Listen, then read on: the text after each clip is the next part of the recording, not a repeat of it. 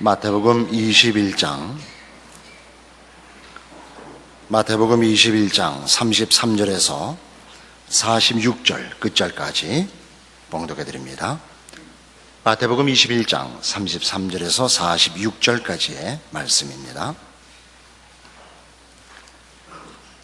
다시 한 비유를 들으라. 한 집주인이 포도원을 만들고 산울로 두르고 거기 즙자는 구유를 파고 망대를 짓고 농부들에게 새로 주고 타국에 갔더니 실과 때가 가까우매 그 실과를 받으려고 자기 종들을 농부에게 보내니 농부들이 종들을 잡아 하나는 심히 때리고 하나는 죽이고 하나는 돌로 쳤거늘 다시 다른 종들을 처음보다 많이 보내니 저에게도 그렇게 하였는지라. 후에 자기 아들을 보내며 가로되 저희가 내 아들은 공경하리라 하였더니 농부들이 그 아들을 보고 서로 말하되 이는 상속자니 자 죽이고 그의 유업을 차지하자 하고 이에 잡아 포도원 밖에 내어 쫓아 죽였느니라. 그러면 포도원 주인이 올 때에 이 농부들을 어떻게 하겠느냐.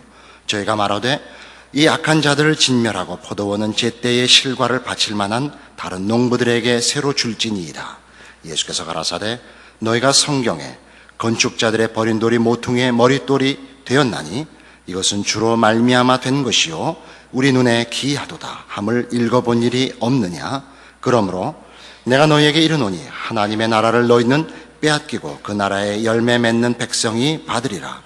이 돌 위에 떨어지는 자는 깨어지겠고 이 돌이 사람 위에 떨어지면 저를 가루로 만들어 흩으리라 하시니 대제사장들과 바리새인들이 예수의 비유를 듣고 자기들을 가리켜 말씀하신 줄 알고 잡고자 하나 무리를 무서워하니 이는 저희가 예수를 선자로 알미었더라. 오늘 우리가 보는 이 포도원 비유는 21장 23절에서 시작된 예수께서 성전에 들어가 가르치실새 대제사장들과 백성의 장로들이 나와 가로되 네가 무슨 권세로 이런 일을 하느뇨? 또 누가 이 권세를 주었느뇨에 대한 말하자면 대답입니다. 무슨 권세로 이런 일을 하느냐에 대한 대답이죠. 당시 이스라엘의 종교적, 정치적 지도자들에게 저들의 무능과 그 잘못을 꾸짖으시고 예수님이 메시아로서 오셔서 하셔야 할 일을 이제 설명하시는 그런 내용으로서 세 가지 비유를 베푸십니다. 그 첫째가 두 아들의 비유였고 오늘 우리가 보는 것이 포도원 비유로 두 번째, 세 번째 비유는 22장 서두에 나오는 혼인잔치 비유입니다. 이 비유들은 다 당시에 이스라엘의 종교 지도자들이 어떻게 잘못되고 있느냐를 1차적으로 지적하는데 그 목표를 두고 있는 내용들입니다. 오늘 33절 이하에 보시면 다시 한 비유를 들으라 이겁니다. 포도원을 만들고 농부들에게 맡기고 주인이 타국에 갔다가 실과 때가 되어 그 소출을 받으려고 종들을 보내었더니 종들을 때리고 죽이고 말하자면 소출을 보내지 않은 것입니다. 나중에 아들을 보냈는데도 아들마저 죽여버렸다. 어떻게 하면 좋겠는가? 41절에 이 말을 들은 당사자들이 답을 합니다. 저희가 말하되 이 악한 자들을 진멸하고 포도원은 제때 실과를 바칠 만한 다른 농부들에게 새로 줄지니이다. 그렇게 저들이 그 잘못된 농부들의 그 심판에 대해서까지 당연한 그 답을 제시하게 하십니다. 그러면서 바로 이런 농부들의 잘못을 당시에 이스라엘의 종교 지도자들이 저지르고 있다라고 지적하는 것이죠. 이것은 나중에 23장에 가서 그 당시 종교 지도자들을 이렇게 직접적으로 꾸중하시는 내용과 일치합니다. 23장 13절에 보시면 화 있을진저 외식하는 서기관들과 바리새인들이여 너희는 천국문을 사람들 앞에서 닫고 너희도 들어가지 않고 들어가려 하는 자도 들어가지 못하게 하는도다. 이 일치하는 꾸중입니다. 그러나 이 비유에는 당시 종교적 지도자들을 1차적으로 꾸중하고 있지만 이 꾸중은 그 내용이 좀 더 깊은 뜻을 담고 있습니다. 오늘 비유를 보시면 비유는 분명히 포도원을 맡기고 간 농부들의 그 불충, 배신의 그 꾸중에 초점이 모아져 있습니다. 그런데 이 내용은 얼핏 보면 바로 그 농부들이 포도원에서 포도원을 잘 갖고 가지고 그 소출을 다 자기네들이 떼어 먹으려고 주인에게 바치지 않은 것으로 이렇게 얼핏 이해하기 쉽습니다만 뒤에 결론을 보시면 예를 들면 43절 그러므로 내가 너희에게 이르노니 하나님의 나라를 너희는 빼앗기고 그 나라의 열매 맺는 백성이 받으리라 한 구절을 보면 조금 내용이 보다 깊은 것임을 알게 됩니다. 물론 이 43절 얘기는 이스라엘 백성이 그 선민의 지위를 하나님의 백성이라는 지위를 빼앗기고 다른 백성들로 그 자리가 채워질 것이라 하는 겁니다. 그런데 그 채워지는 백성들은 이스라엘을 대신하는 다른 나라거나 민족의 단위가 아니고 그 나라의 열매를 맺는 백성이라 이렇게 되어 있어서 민족적 단위거나 국가적 단위가 아니라 개별적으로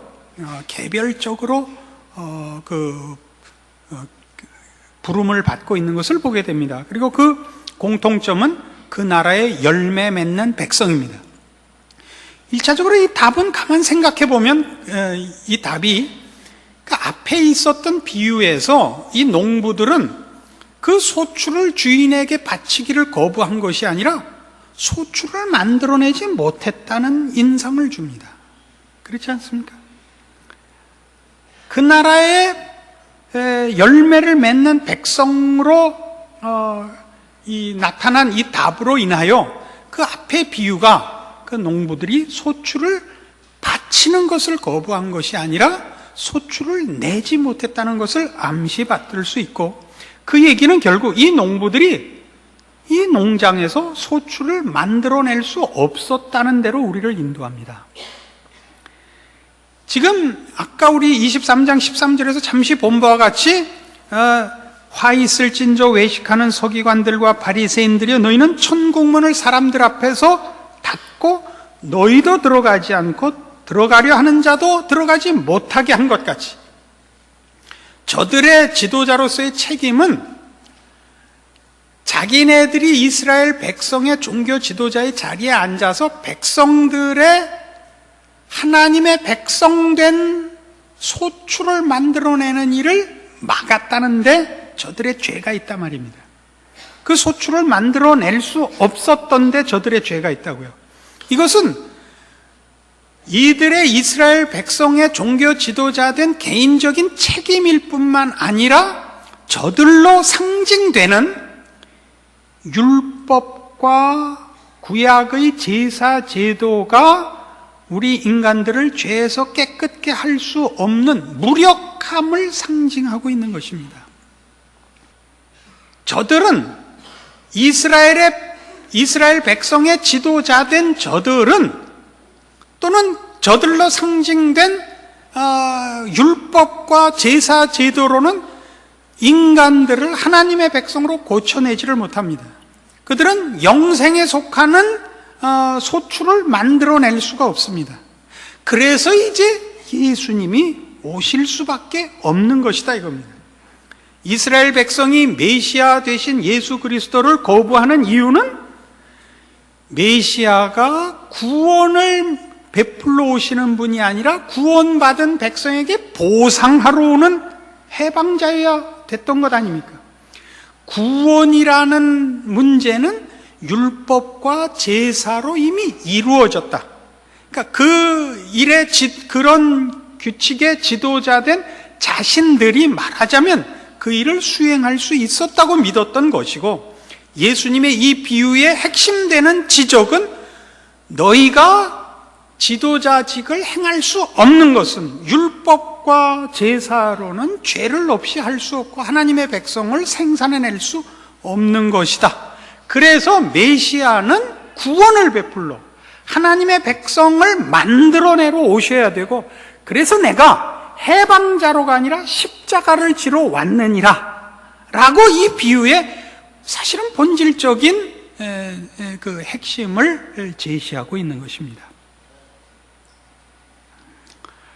그래서 이 42절 이하의 이 비유로 인하여 지적하는 이스라엘 종교 지도자들의 잘못된 것, 그것은 본질적인 잘못입니다. 저들의 무능과 무력함과 패역함은 저들이 율법과 제사만을 가지고는 스스로도 고쳐낼 수 없고 백성들을 죄에서 고쳐낼 수도 없는 탓입니다. 그래서 예수님이 제시하기를 건축자들의 버린 돌이 모퉁이의 머리대열이 되었나니 이것은 주로 말미암아 된 것이 우리 눈에 기이하도다. 시편 118편 22절을 인용하신 말씀입니다. 이것은 당시 포로된 이스라엘이 열국이 볼 때, 당시 이웃 나라들이 볼 때 이제 다 망한 나라요, 건축가의 버린 돌, 이제 하찮은 존재로 보이지만 하나님께서 이스라엘을 회복시켜 영광의 자리에 세울 것을 약속하시는 말씀입니다. 그것이 예수 그리스도에게 인용되고 있는 것입니다. 예수님이 우리 죄를 위하여 십자가에 죽으심으로 사람들이 보기에는 그가 죄인이요, 그가 무력한 자요, 무능한 자로 보이지만 실상은 그런 방법으로만 하나님이 영광을 받으시며 그의 백성들을 죄와 사망에서 꺼내는 구원을 완성하실 것을 말씀하시는 것입니다. 그러면서 그러므로 내가 너희에게 이르노니 하나님의 나라를 너희는 빼앗기고 그 나라에 열매 맺는 백성이 받으리라. 이 돌 위에 떨어지는 자는 깨어지겠고 이 돌이 사람 위에 떨어지면 저를 가루로 만들어 흩으리라 라고 얘기하십니다. 그래서 건축자들의 버린 돌로 이제 예수님이 오신 것이 희생양으로 오셨기 때문에 외면당하는 현실, 예수 그리스도를 외면하는 이스라엘 백성들의 잘못된 신앙관, 이런 것들을 지적하고 있습니다. 그러나 이 말씀 속에는 조금 좀 재미있는 또 내용이 포함됩니다. 예수님께서 건축가의 버린 돌로 자신을 설명하심으로써 하나님의 아들 메시아로 오신 당신이 건축가의 버린 돌같이 취급되지만 결국은 모퉁이의 머릿돌이 될 것임을 설명하십니다. 왜 돌로 갔느냐? 이 시편 118편을 인용하는 자리에서 그 돌이 등장을 했죠. 이 돌 위에 떨어지는 자는 깨어지겠고 이 돌이 사람 위에 떨어지면 저를 가루로 만들어 흩으리라 해서 예수 그리스도의 메시아됨을 인식하느냐 못 인식하느냐가 심판의 가장 중요한 기준이 되시는 것을 얘기합니다. 근데 이 표현은 하나님의 아들로서의 예수 그리스도, 그 앞에 비유로 등장했던 후에 자기 아들을 보내며 가로되 저희가 내 아들은 공경하리라. 그러나 농부들이 그 아들을 보고 서로 말하되 이는 상속자니 자 죽이고 그의 유업을 차지하자 하고 이에 잡아 포도원 밖에 내어 쫓아 죽였느니라 한 죽임을 당하시는 이 아들, 하나님의 아들, 후손, 이런 단어는 히브리어로 벤입니다. 벤. 우리 한국 사람이 잘 아는 벤, 이 히브리어 벤에 관한 이해는 벤허에 있습니다. 벤허. 벤허는 영어 발음으로 허가 됐지, HUR로 표기된 허는 훌입니다. 훌. 히브리어로 훌이고, 훌은 여러분 잘 아시는 출애굽 때 모세를 양쪽 팔을 잡아준 아론과 또 한 사람 훌입니다. 그러니까 벤훌은 훌의 후손, 훌의 자손이라는 뜻이고 이름은 주다 벤허였죠. 주다. 그래서 유다입니다. 그러니까 우리말로 표현하면 훌벤허, 아니 훌유다 그래야 맞죠. 근데 우리는 벤허 그랬고 벤이 성이고 벤허가 이름이 돼서 벤허 그랬는데 벤허가 아니고 영어 표현으로 영화 내용에서 늘 주다 이렇게 나오죠. 그 당시는 또 그게 그런 말이 놀리는 말로 유행했던 시절이었어요. 쪼다가. 그래서 쪼다 벤허 이렇게 했는데 훌의 자손 유다입니다. 원래 이름은. 그러니까 벤허가 아니고 유다 그래야 맞습니다. 모르겠으면 찰톤 헤스턴 그러시든지요. 그 벤과 여기 말하는 돌은 히브리어로 에벤입니다. 에벤. 그래서 이걸 워드 플레이라 그러는데 한국말로 정확히 말놀이 이렇게 번역을 할 수 있는데 말놀이 그러면 우리 그런 뜻이 잘 안 들어오죠. 워드 플레이입니다. 쉽게 얘기하면 말장난인데 말장난 그러면 조금 경하게 들리시죠. 그러니까 지금 예수님이 하시는 말씀은 아들에 관한 얘기를 이 돌로 이렇게 이런 워드 플레이로 끌고 오신 겁니다. 그러니까 여기서 말하는 이 돌 위에 떨어지는 자, 이 돌이 사람 위에 떨어지면 이 돌은 다 당신, 메시아 되신 하나님의 아들 되신 자신을 가르치고 계시며 그런 연결에는 바로 이런 워드 플레이가 그 연결고리로 들어있는 것입니다.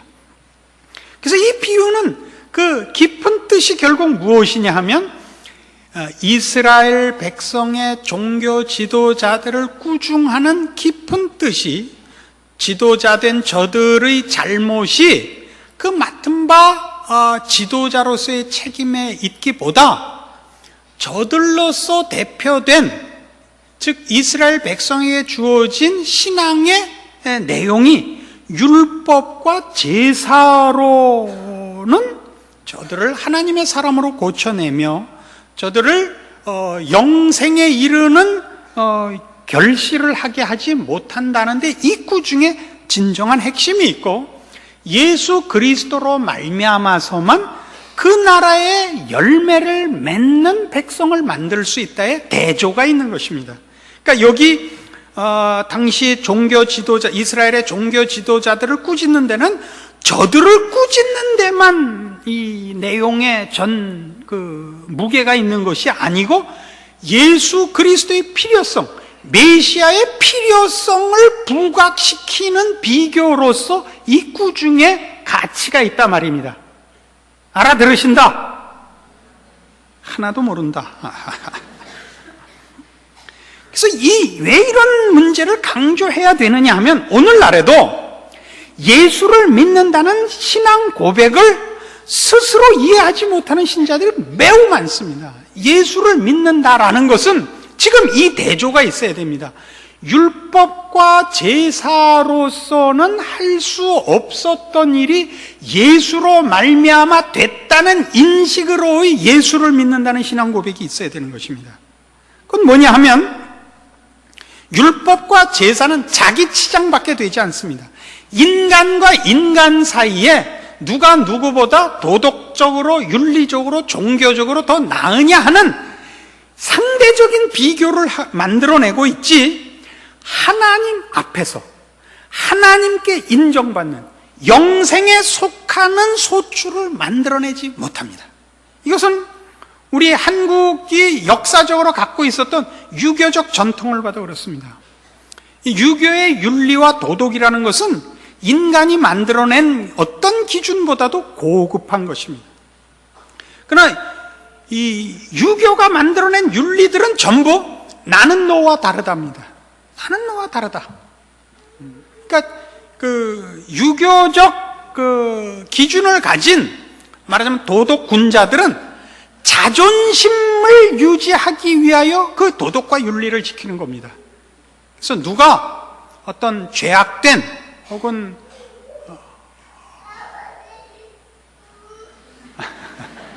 애도 알아듣는단 말이에요. 통회자복을 하는데 이 어른들은 이해를 못해. 이 영적인 문제라 그래 이게. 그래서 이 애는 이름을 적어뒀다가 40세가 넘으면 그대로 임명제로 우리 교회 장로를 시켜야 돼.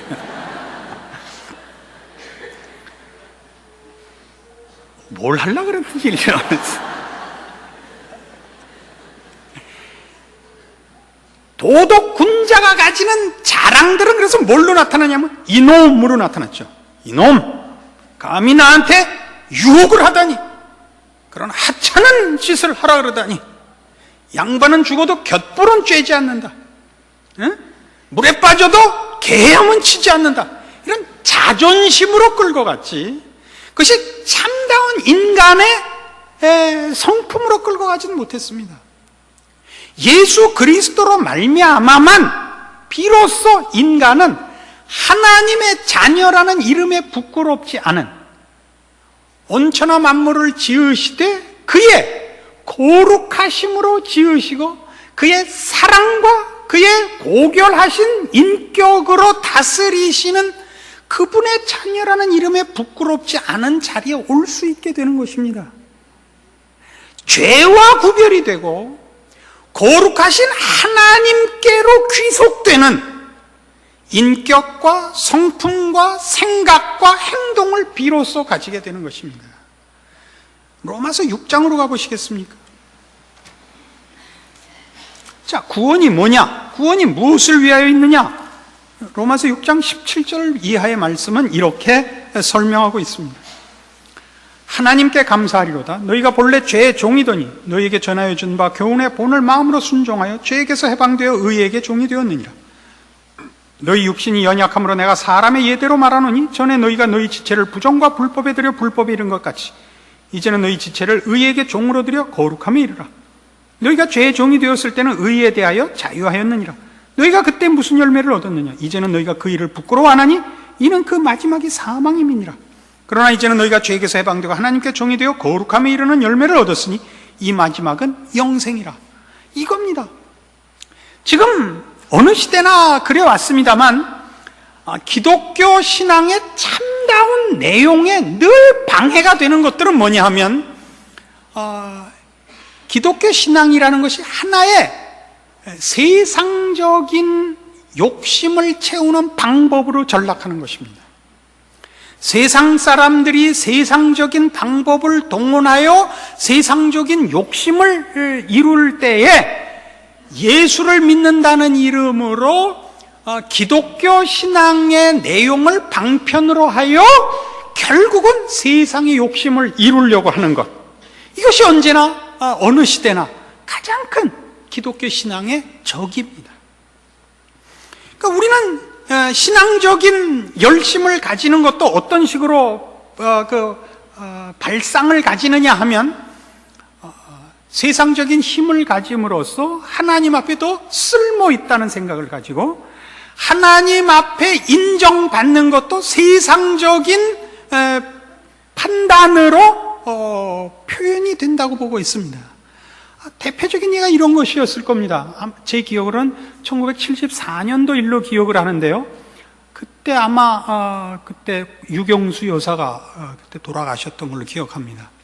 그 유교사가 돌아가신 일에 대해서 일부 믿는 사람들이, 그때가 엑스플로 74인가 그런 거 했을 때예요. 그때 믿는 사람들이 이런 소원을 가지고 있었습니다. 한국의 최고의 정치 권력의 핵심인 청와대에 불교를 믿는 사람이 있는 것은 안 되겠다. 예수 믿는 사람이 있게 하자. 그래서 이 청와대에서 불상을 치워 주십시오라는 기도를 드리자 하나님이 기도에 응답하셔서 유교사를 데려갔다. 이런 식의 발상을 가졌어요. 그리고 그 기도에 결국 응답하셔서 김영삼 장로를 대통령을 뽑아주셨다, 이렇게 됐어요. 그래서 김영삼 장로가 대통령에서 도대체 한국교회가 이익을 본 게 뭐가 있어요? 아무것도 없어요. 대통령이 예수 믿는 사람이기를 바라는 것은 필요한 기도 중에 하나라는 걸 인정합니다. 그러나 그렇게 되면 모든 문제가 해결될 거라고 바라는 발상은 얼마나 우리의 신앙이 기본부터 잘못되어 있는지 모르는 것입니다.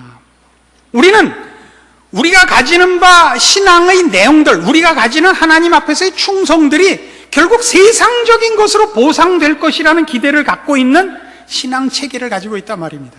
그런 게 아닙니다. 그런 게 아니고 인간다워지는 겁니다. 하나님이 우리를 구원하기 위해 그 아들을 보내신 그 사랑과 그 거룩하심과 그 자비하심과 그 의로우심에 동참하게 되는 겁니다. 우리는 더 이상 자기만을 위하는 이기심에서 벗어나며 자기의 유익을 위하여 남을 해치는 잔인하고 더럽고 비열한 인간이 인간이지 않은 금수와 버러지의 차원에서 벗어나는 것이 신자된 보상들인 것입니다. 그리고 책임입니다. 그리고 그것을 예수로 말미암아서만 비로소 할 수 있게 되는 것입니다. 여러분은 여러분의 신자된 보상들과 신자로서 가지는 모든 결실들, 여러분의 고백과 여러분의 소원과 여러분의 신앙을 지킴으로써 가지는 열매들을 매일 보실 수 있는데, 그건 뭐냐 하면 환경의 변화, 형통한 길과 모든 물질적인 것을 소유한 환경과 조건의 변화가 아니라 내면의 변화. 어떤 조건과 환경에 있든지 하나님의 사람으로서 처신하며 반응하며 서 있는 것으로서 매일 보실 수 있는 것입니다. 다시 해보십시오. 큰 소리로 한번 하십시오. 이거 하셔야 됩니다. 여러분 자녀들이 이번 가을에 전부 좋은 대학에 들어갈 줄로 믿습니다 할 때는 아글아글 쓰고, 그건 복이 아니에요. 좋은 학교 가고 이상하게 된 사람 명단을 제가 한번 제시해 볼까요? 좋은 학교 나와서 망한 사람들, 좋지 않은 학교 다녀가지고 괜찮아진 사람 명단을 보여드릴까요? 무수히 많습니다. 그런 것들은 조건이 아닙니다. 어느 곳에 있든지, 어떤 일을 당하든지, 어떤 처지에 있든지 거룩하며 의로우며 자비로우며 참다운 인간다우며 하나님을 아버지라 부르기에 부끄럽지 않은 선택과 결정과 존재와 반응을 보일 수 있는 것, 이것이 바로 예수 그리스도로 말미암아 허락된, 모든 신재가 허락된 복입니다. 그게 우리가 매일매일 경험해야 되는 책임이며 특권이며, 그러며 매일 아침 눈을 뜰 때마다 가지는 바 은혜들인 것입니다. 에베소서 4장에 가보실까요? 에베소서 4장 17절. 이런 표현들을 유심히 보셔야 됩니다. 이제는 에베소 4장 17절. 그러므로 내가 이것을 말하며 주 안에서 증거하노니 이제부터는 이방인이 그 마음에 허망한 것으로 행함같이 너희는 행하지 말라. 저희 총명이 어두워지고 저희 가운데 있는 무지함과 저희 마음이 굳어짐으로 말미암아 하나님의 생명에서 떠나 있도다. 저희가 감각 없는 자 되어 자신을 방탕에 방임하여 모든 더러운 것을 욕심으로 행한다 이겁니다. 이것은 다 예수 없는 인생들의 형편입니다. 저들은 무지하며, 저들은 방향이 없으며, 저들은 감각이 없습니다. 저들은 썩은 것이 홍수에 떠내려가듯이 떠내려갑니다. 악인은 그렇지 아니하며 바람에 나는 겨와 같도다. 시편 1편의 표현 아닙니까? 의인은 어떻고요? 시냇가에 심기운 나무 같도다 아닙니까? 다른 것입니다. 예수를 모르는 인생은 어떻게 살아야 할지를 모릅니다. 정당한 기준도 목표도 가질 수가 없습니다. 오직 자기를 편들 수밖에 없는데, 자기를 편드는데도 일관성이 없고 절대 기준이 없습니다. 무엇이 자기에게 이익인지도 모릅니다. 인간답게 살 수가 없고 인간답게 굴 수가 없습니다. 저들은 짐승과 방불합니다. 예수를 믿어서 받는 복이 뭐죠? 여기서 벗어나는 겁니다. 짐승의 위치에서 벗어나는 겁니다. 비로소 사람 같아지는 겁니다. 사람의 사람된 가치가 뭡니까? 분별이 있고 아량이 있고 용서하는 것 아닙니까? 짐승과 다른 게 뭐예요? 예?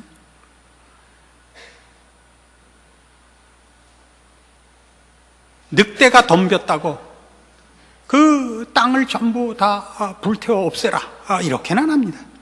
그냥 짐승이니까 쫓아왔지. 넘어가는 거죠. 사람과 살면서도 사람이 우리를 해할 때 꼭 복수를 하려는 마음을 우리는 가지지 않습니다. 왜요?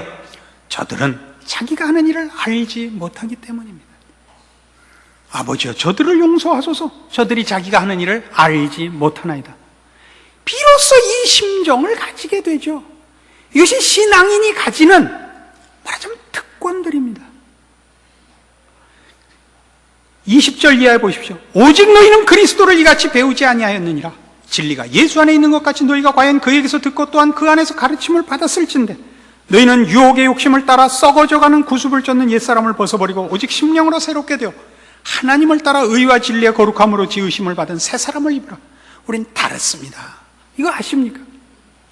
인간이 다릅니다. 그의 존재와 그의 삶과 그가 만나는 모든 일과 모든 형편에 대해서 그는 하나님의 사람으로서 반응합니다. 다만 종교적이고 종교의 형태와 명분을 주장하는 그런 하나님의 사람으로서의 반응을 얘기하는 것 아닙니다. 훨씬 더 차원이 높고 격이 높고 더 풍성한 마음을 가지고 대하는 것입니다. 여러분에게 이게 허락되어 있습니다. 여러분이 예수를 믿으며 하나님의 사람이라고 고백하는 그 고백이 갖는 특권들입니다. 그걸 놓치지 마십시오. 누가 예수를 믿었더니 사업이 잘 되고 예수를 믿었더니 병이 낫고 이런 걸로 여러분을 시험하지 못하게 하십시오. 그런 것들이 보상되지 않는다고 나는 하나님이 외면한 사람이다 이렇게 오해하지 마시라고요. 그런 것들은 사소한 것들입니다. 아주 사소한 것들입니다. 그런 복이 없지 않으며 그런 응답이 없지 않습니다만 보다 더 깊고 보다 큰 것들이 여러분들에게 주어지고 있다는 사실을 놓치지 마십시오. 그런 모든 것들을 놓치고 누가 용돈 더 많이 받는가 이런 시샘과 경쟁에 말려들지 마십시오. 철없던 시절 제일 부러웠던 게 술 먹는 아버지였습니다. 친구가 10만 원짜리 수표를 갖고 오는 거예요. 우리 고등학교 때 우리 저 등록금 600원일 때 그때 큰 돈을 가지고 야 이건 너 뭐냐? 어제 아버지가 용돈을 줬대. 야 무슨 용돈을 이렇게 많이 주냐? 우리 아버지는 약주만 드시면 사정없이 주셔. 그런 아버지를 못 둔 것을 부끄러워하거나 슬퍼하는 것은 말이 되질 않습니다. 그렇지 않아요? 아버지는 자식에게 인간의 존엄성을 가르쳐야 되며 분별력을 가르쳐야 되며 더러움과 비열함과 잘못된 것에서 그 잘못된 것의 유혹과 시험에서 이기는 용기를 가르치는 부모가 그게 좋은 부모지요. 필요 이상의 것을 가지지 않는 절제력을 가르치는 그런 것이 저 훌륭한 부모지요. 많이 주는 부모가 꼭 좋은 부모가 아니듯이 하나님께서 여러분에게 주신 모든 것들이 여러분에게 적당하며 필요한 것을 주셨으며 유익한 길로 인도하신다는 것을 여러분 마음에 믿으셔야 됩니다. 그리고 하나님이 여러분 안에서 만들려고 하는 것들이 여러분이 소원하는 것과 다른 것을 인정하시고 하나님이 정하신 것이 여러분이 소원하는 것보다 더 필요하며 더 중요한 것임을 항복하셔야 됩니다.